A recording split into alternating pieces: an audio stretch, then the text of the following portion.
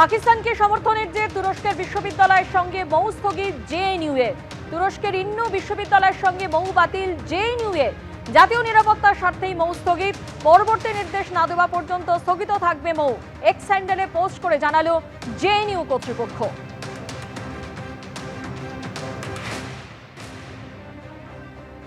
পাকিস্তানকে সমর্থনের যে তুরস্কের বিশ্ববিদ্যালয়ের সঙ্গে মৌ স্থগিত জেএনইউ এর। তুরস্কের ইন্নু বিশ্ববিদ্যালয়ের সঙ্গে মৌ বাতিল জেএনইউ এর। জাতীয় নিরাপত্তার স্বার্থেই মৌ স্থগিত, পরবর্তী নির্দেশ না দেওয়া পর্যন্ত স্থগিত থাকবে মৌ। এক্স হ্যান্ডেলে পোস্ট করে জানালো জেএনইউ কর্তৃপক্ষ।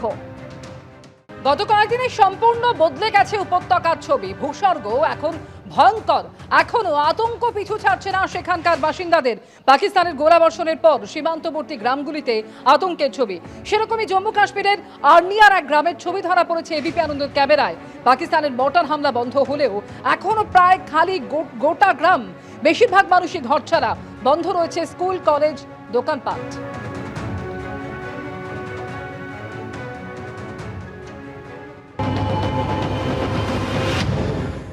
আমার ঠিক পিছনেই ভারত পাকিস্তান আন্তর্জাতিক সীমান্ত। ওপারটা পাকিস্তানের জাফরওয়াল আর এপারটা ভারতের আর্নিয়া ব্লক। আমরা রয়েছি আর্নিয়া ব্লকের চানানা গ্রামে, যে গ্রামে দিন দুয়েক আগে পাকিস্তানের দিক থেকে সিজফায়ার ভায়োলেশন করে গুলি এবং গোলা ছুটে আসতে শুরু করেছিল। গ্রামের মানুষজন প্রাণ বাঁচানোর তাগিদে বাংকারে আশ্রয় নেন। পরপর 3টি গোলা এসে পড়েছিল গ্রামের মধ্যে, একটি ফাটে, দুটি ফাটেনি। গ্রামের মানুষজন সারা রাত বাংকারে কাটিয়েছিলেন, কিন্তু তার পরদিন সেই যে তারা গ্রাম ছেড়েছেন, এখনও অধিকাংশ মানুষ গ্রামে ফিরে আসতে ভয় পাচ্ছেন। আমরা দেখতে পাচ্ছি যে এরকম অনেক বাড়িতেই তালা ঝুলছে, আর গোটা গ্রাম এই মুহূর্তে এক প্রকার বলা যেতে পারে মানুষ শূন্য। দু একটি বাড়িতে বাসিন্দারা ফিরেছেন, কিন্তু যারা ফিরেছেন তারা নিজেদের পশু পালন এবং চাষবাসের প্রয়োজনে সকালবেলাটা থাকেন, আবার রাতের বেলা চলে যান। কি फायरिंग पड़ा इधर हमारे घर में, फिर क्या करते हम, बच्चे भी पीछे चले गए, फिर हम भी पशु लेकर चले गए। तो भगवान की कृपा हुई कि हमें कोई नुकसान नहीं हुआ। तो बाहर ही पड़ा वो दीवार, वो भी गिर पड़ी, इसलिए डर के चले गए। गोले भाई एक ही दिन पड़े, बड़े वाले गोले उधर से भी आए, इधर से भी गए। কোথাও একটা যেন এখানে সতর্ক থাকার ভাব, সেই কারণেই তারা গ্রামে ফিরছেন না। তার কারণ যদি আবার সিজফায়ার ভায়োলেশন হয় সীমান্তের একদম গায়ে, মাত্র 50 মিটার, সেই কারণেই তারা এখনও গ্রামে ফেরেননি।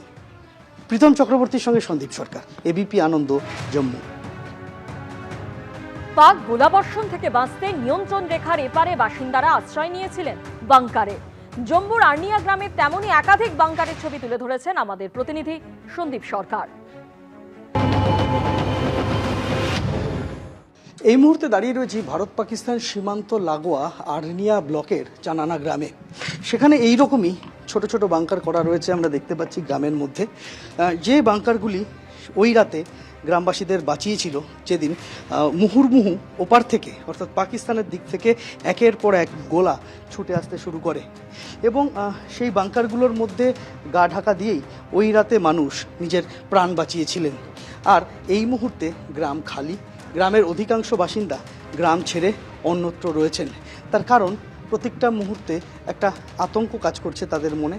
যদি আবারও সিজফায়ার ভায়োলেশন হয় পাকিস্তানের তরফে, তাহলে কি ঘটবে?